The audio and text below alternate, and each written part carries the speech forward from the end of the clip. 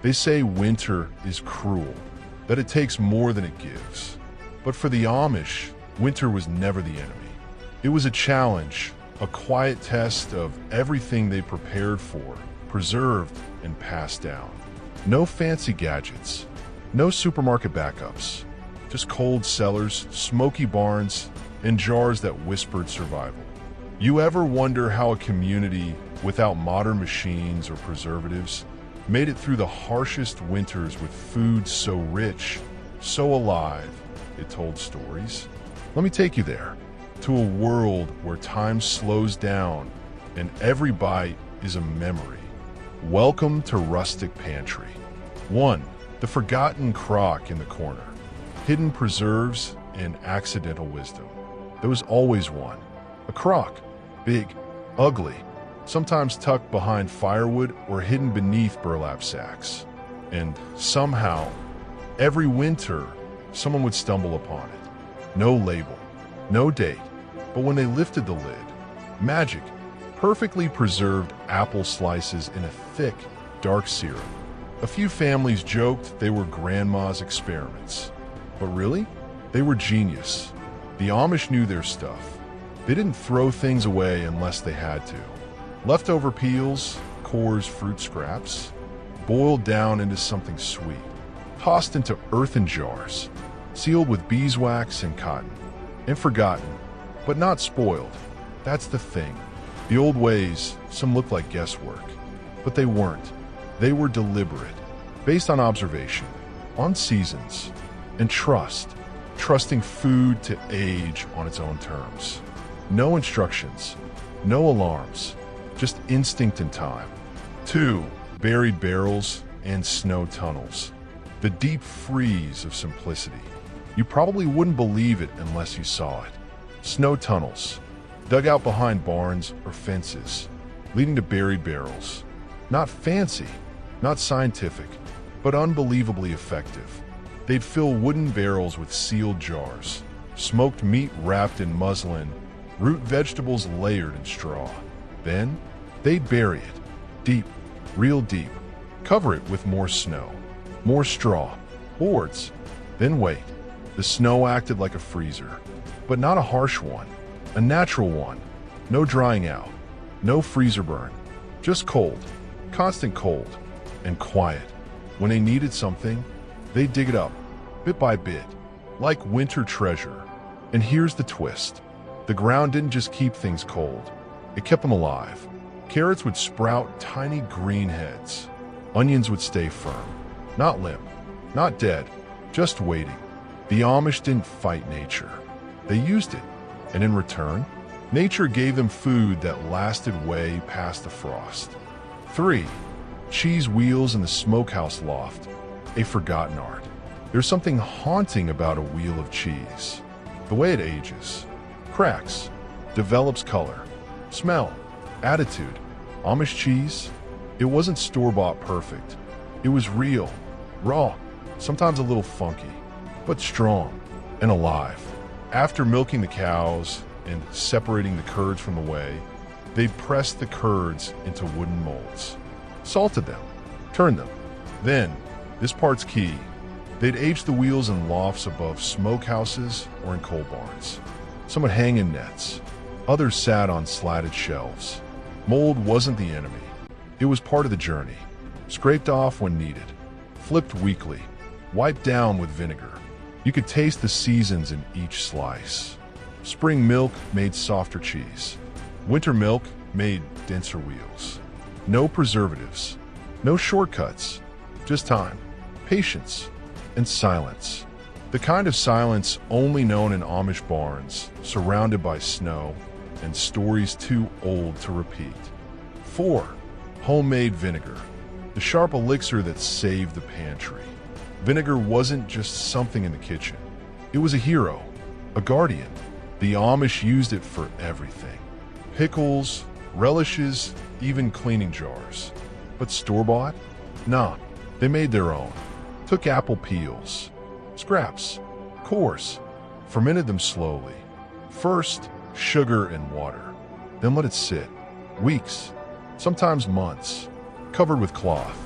Checked every few days.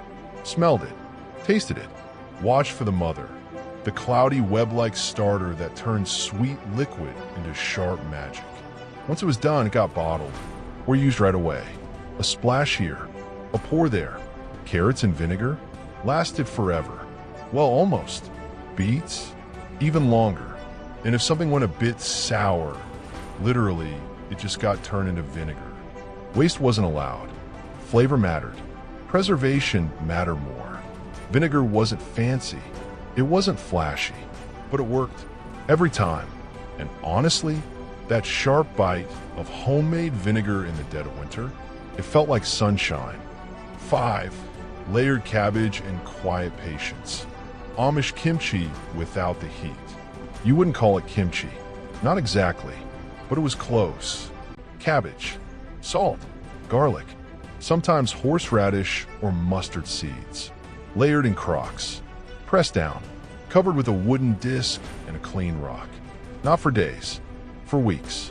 The smell? Strong, real strong. But the taste? Sharp, sour, clean, and nourishing. Especially in January. Especially when everything outside was frozen stiff. This wasn't about fancy meals. It was about survival, but also about flavor. The Amish loved tang. Their tongues craved it. Sour cabbage was eaten with bread, potatoes, even cold meats. It gave meals a spark and health. Ferments were good for the gut. They didn't call it probiotics, but they knew. Their bodies told them. Their grandparents showed them. And when you opened that crock after a month in the cellar, you didn't need a label. You knew it was ready. 6. Wax-sealed jams. Sweetness that lasted longer than winter. There's nothing like the sound, that crack, when you break the wax seal on a jar of jam. It's old-fashioned, sure, but effective. Before metal lids were common, the Amish used paraffin wax. Melted it, poured on top of hot jelly or jam. Let harden. It sealed everything in. No air, no spoilage, just fruit and sugar. Preserved. Plums, strawberries, raspberries, even wild elderberries. Whatever was in season ended up in jars. Some Amish homes had entire shelves stacked with wax-capped jars, their insides glowing like stained glass in the dim cellar light. Come winter, that jam was gold, spread on bread, mixed into pies, eaten by the spoonful when colds hit hard. Wax wasn't perfect. It needed storage in a cool place. Mice had to be kept away, but worked. It worked because it was simple. And the Amish? They never stopped trusting simple. 7. Beef jerky, done right. No marinades, no machines, just skill. You ever had jerky made by hand? Not machine-dried, not packed with preservatives. Just meat, sliced thin, salted, spiced, hung in a smokehouse or air-dried near the stove. That's Amish jerky. No vacuum bags, no labels, just brown paper tied with string. You'd find it hanging behind the door or in a tin on the high shelf. It was tough, real tough, but flavorful and long-lasting. A bite could last minutes, which was good because they didn't snack like modern folks do. Jerky was for energy, for travel, for late-night chores. It didn't go bad, not if dried right. The Amish didn't need fancy marinades.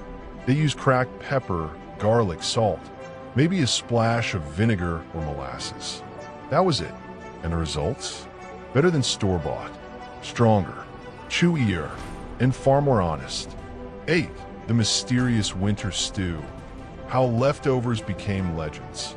Ever heard of winter stew? No recipe, no fixed ingredients. Just what was left in the pantry, cellar, or smokehouse. A bit of dried corn, a spoonful of sauerkraut, maybe a slice of smoked sausage, or a handful of dried beans soaked overnight. It simmered low and long, all day, filling the house with warmth and memory. Every family had their own version. Some added vinegar, others sweetened it with molasses. Kids knew the smell. They'd race inside, hungry, cold, and happy. Winter stew wasn't pretty. It wasn't photogenic, but it was survival in a pot.